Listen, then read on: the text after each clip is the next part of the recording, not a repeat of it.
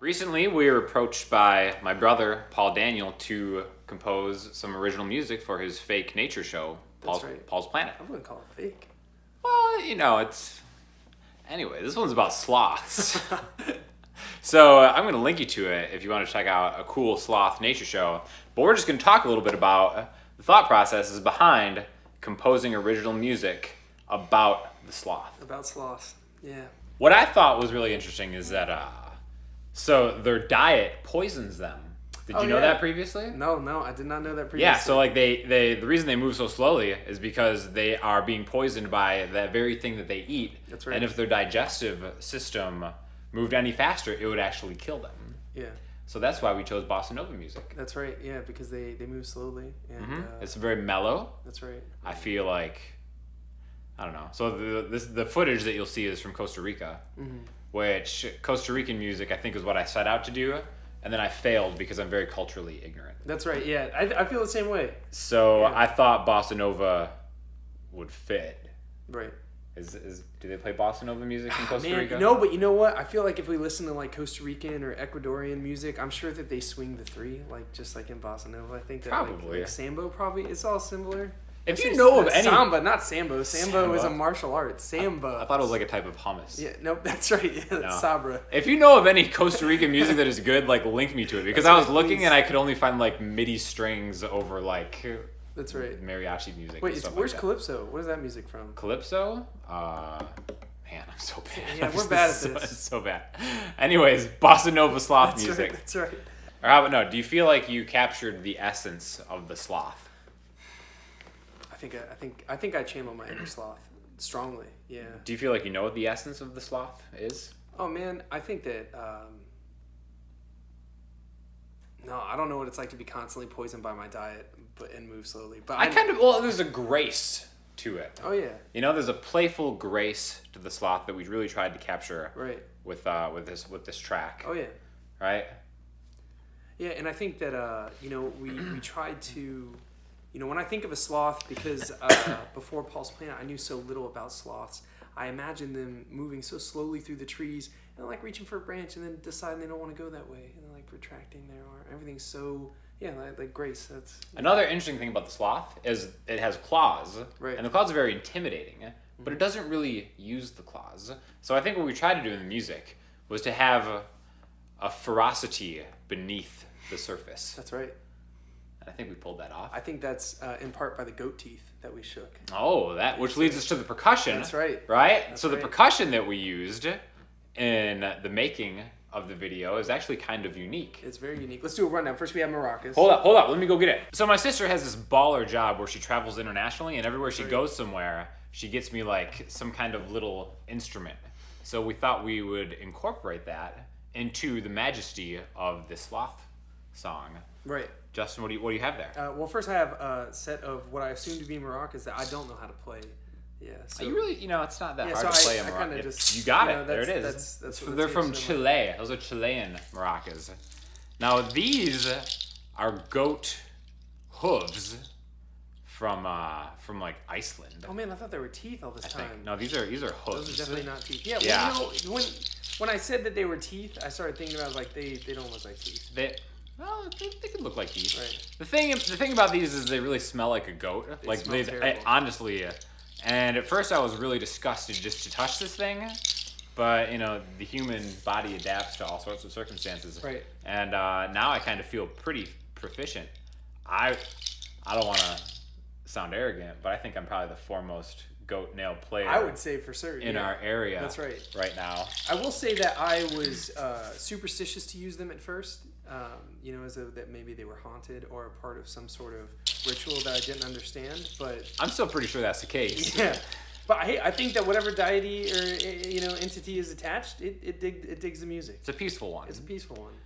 The shaker is from the exotic locale of Guitar Center. That's right. Which is like 5 miles away. That's right. But it's an excellent shaker. By the way, if you're looking at shakers, right? This is like the Meinl, I think it is. Yeah. The red one is what you want. It's so smooth. Like you think it's stupid, but there are different types of shakers, and with the ones at like the big box stores, the color denotes the sound of it, like the grain of sand or whatever is inside of it, and the red one is the smoothest one. I'm not making this up. Like the black one is kind of too harsh for me. Really? The red shaker is like where it's at. Yeah, that's the only one that I've ever used, but I do like it. I'm gonna put these over here. Yeah, for sure. And last but not least, we couldn't have Costa Rican music without a cowbell. Really, you can't have almost any music without a cowbell. Yeah. Chord-wise, the way we did is we kind of had a draft. Like I would start with a chord, right? That's right, I think yeah. what we started with a C major 6, actually. Oh, no C. big deal. Yeah, that's and then moved it to a B root. Right. Yeah, Same thing. And then I was like, Justin, have at it. That's right. Where are we going next? That's right. And then you chose? Well, I chose an A minor, and then I chose to just use A minor 7. Right. S, and then I chose to move Drop the root to the G. Right, which makes it like a C inversion. Yeah, kind of like we've been talking about in the bossa nova stuff is you keep the same chord, but change the root note over the chord. And then I think, what is it? Yeah, and then we did D minor 7. Yep. But instead of just changing the root, we actually changed the chord, so we changed to A minor 7. Yeah, so again, one thing, if you start with the D minor root note and you go up to its 5th below, you end up with an A, right? So you could go D minor to an A. But what you could also do is just take the A as a new root for its new chord, and you kind of get a different thing. Right. And then, that's right, then we just did a whole step up. Yep, moved it up to an E, this thing, and then to bring it to its climax. This is where... This is a great change. This is where the sloth kind of came out of the song, right? F major 9. That's right. Oh yeah. And it works for a couple ways. One, because it's the 4 of C, right? So that it kind of brings back to the note that we were initially playing. And 2, because when you play the B minor 7, when you do this change, it's not necessarily in the key of C, right? Because the B would be minor 7 flat 5.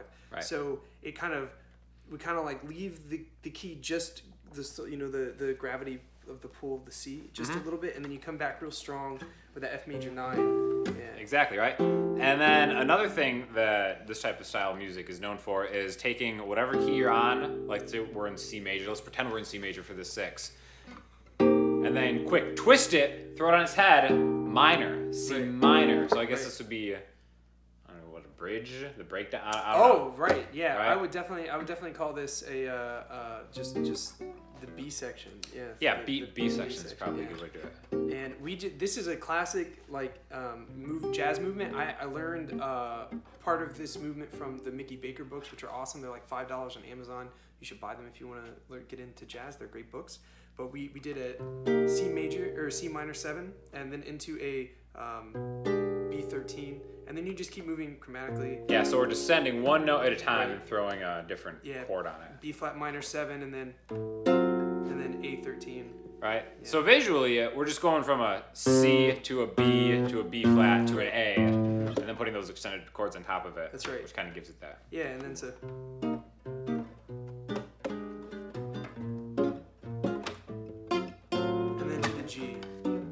G major 7. Which is interesting again, because if we were strictly following the key of C major by which we started, it would be a G7. That's right. G dominant 7. But we went G major 7. I personally turn every major chord into a major 7 chord at every chance I get. That's kind of my mantra. I remember the days at the guitar store. I live my life. 7. I live my life as a major 7 That's chord. right. Yes. Essentially. Yeah, that was it. But then where do we go from there? We went to this interesting A chord here. That's right. Yeah. So what is that? Is that an 11? Yeah, that's probably 1, 2, 3, 4. I hope I get that right. Yeah, it's weird because that's like a flat 7. Then there's the major 3rd, and then it's like a 6. It's like a it's a strange chord. So I mean, you can interpret it a couple different ways. Yeah, so you have 1 flat 7, major 3, major 6, because there's flat 7, A. Yeah. Yep. So, anyways, that's what kind of bridges us to the next part. That's right. Which we do the exact same thing as the first section, except what do we do? The whole step key change. Crank it up. Up a step. Right, just like the sloth. That's right. It starts in one spot, and then you take your eyes off it for a second, and it's moved that far, only a whole which step. is exactly where we moved it to, right? That's right. So instead of starting on C major 6, now we're on D, and and everything else is the exact same, right? Right. You know. Right. So, and then the whole progression starts over again. That's right. So, I don't know. I mean, Yeah. I don't want to call it a game-changing progression. No. I would never say No, that. it's not. I mean, people might. If you guys think so, I mean, sure, put it in the comments. That's right. Yeah. Yeah. But anyways, that's how we wrote the music for Sloth right. Sanctuary. Yes.